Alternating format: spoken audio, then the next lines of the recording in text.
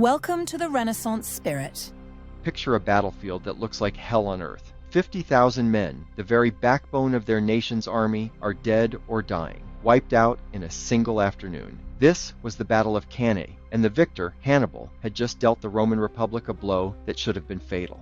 Any other power would have shattered. They would have sued for peace and surrendered their future. The losses were just catastrophic. Some estimates say nearly 20% of Rome's entire adult male population was eliminated in this one war. But Rome didn't break, it didn't surrender, it got back up.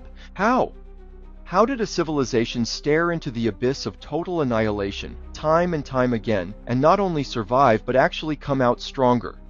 Modern nations can crumble under far less pressure. So what were the forgotten secrets to Rome's incredible resilience? It wasn't magic, and it definitely wasn't luck. It was a carefully built system of political genius, a culture of deep inner strength, and a military that learned from its own destruction. These weren't just strategies for winning wars. They were a blueprint for how to endure total chaos. To get Rome, you first have to get what terrified them more than anything else: a king. One single, all-powerful ruler. Their entire political system was born from this fear, right after they kicked out their last king back in 509 BCE. The republic they built was a brilliant setup designed to stop power from ever ending up in one person's hands. And the threat wasn't just from foreign kings. It was from ambitious generals and populist politicians right at home.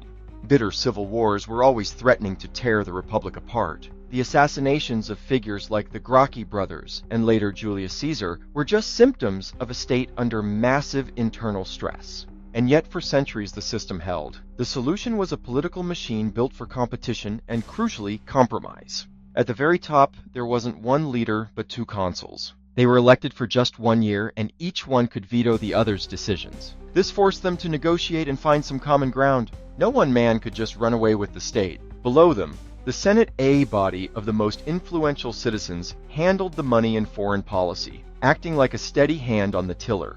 They couldn't pass laws themselves, but their authority was huge, and it gave Rome a vital sense of continuity. But maybe the most ingenious part was how the Republic handled a crisis. When facing an existential threat like Hannibal, the Constitution allowed for a single, temporary dictator. This person had absolute authority to save the state, but, and this is the key part, their term was capped at 6 months. They were expected to fix the crisis and then immediately give up that power. The legend of Cincinnatus, who left his farm to become dictator, saved Rome, and went right back to his plow in 16 days, became the ultimate symbol of this idea. Power was a duty, not a right. This political framework was Rome's first line of defense. It created a government that could bend without breaking. When political fights broke out, there were channels to handle them. When a crisis hit, there was a way to act fast without sacrificing the republic itself. It wasn't perfect, but its resilience allowed Rome to survive internal storms that would have sunk any other state. It created a shared sense of civic duty, making the state more important than any one person. Of course, political smarts don't mean much if your armies can't defend you. And the thing about the Roman military wasn't that it never lost, it was how it reacted to defeat.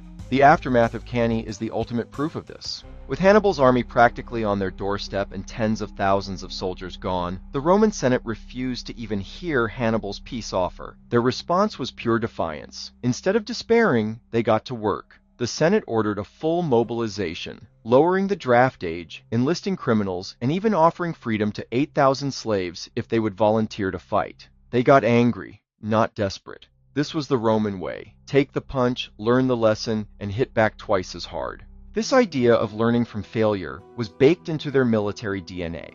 Early on in their wars with Carthage, the Romans, who were a land power, were getting crushed at sea.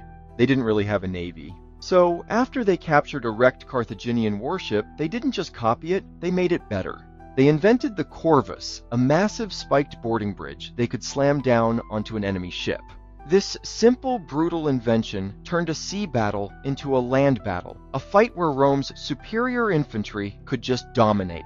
They turned their biggest weakness into a game-winning strength. This adaptability showed up in the legions too. Their flexible, three-lined formation let commanders rotate fresh troops to the front, soak up enemy charges, and then counterattack. It was a system designed to endure punishment and keep the army fighting, even in the middle of a chaotic battle. And Rome learned not to make the same mistake twice. After Hannibal's brilliant flanking tactics destroyed their army at Cannae, they changed their whole strategy. They switched to what's known as the Fabian strategy, a frustrating war of attrition.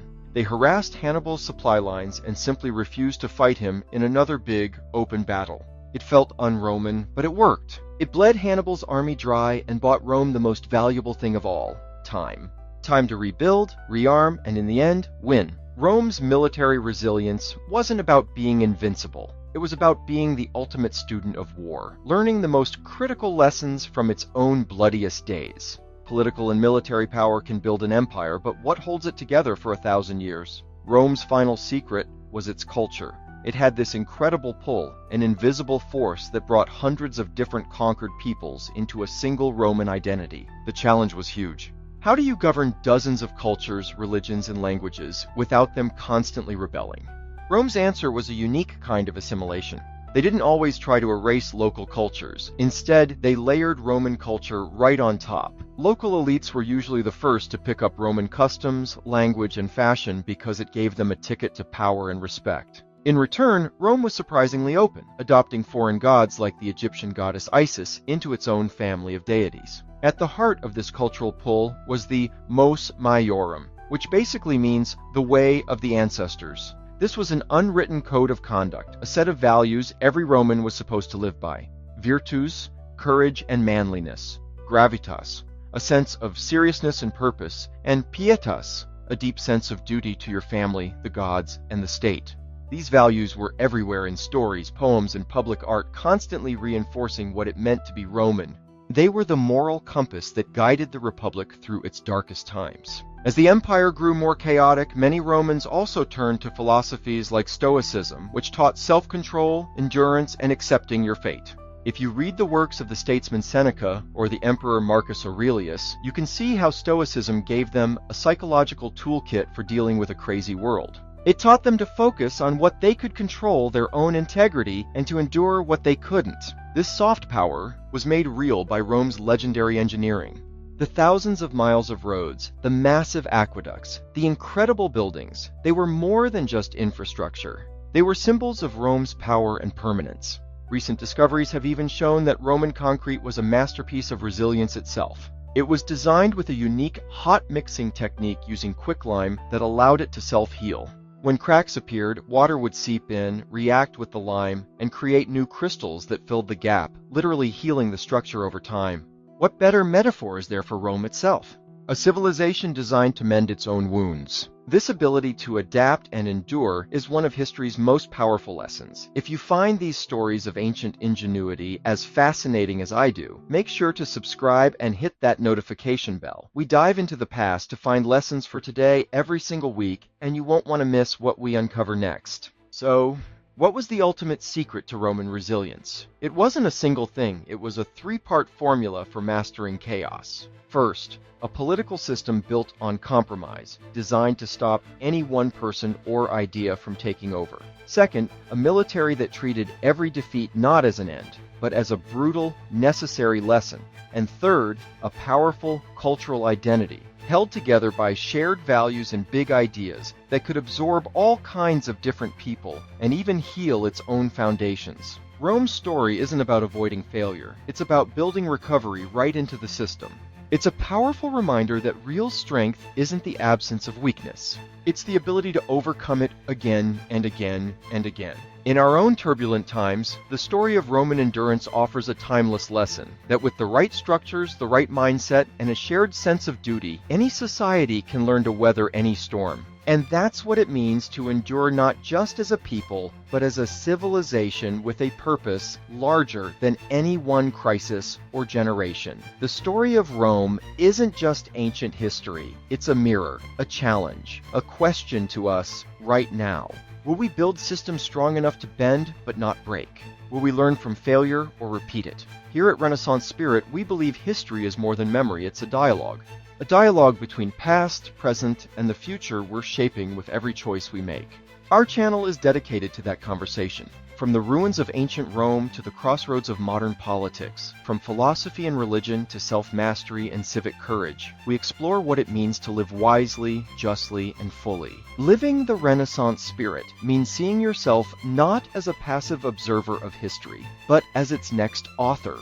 It means striving toward a world that is more humane, more informed, more resilient. A world guided by truth, compassion, and reason. A world worthy of being inherited. So if you're drawn to the great questions about power, virtue, survival, and meaning, you're in the right place. Subscribe, turn on notifications, and take our Renaissance Spirit quiz to discover where you fit in this unfolding legacy. Live the Renaissance spirit, because history hasn't died, we just forgot how to listen.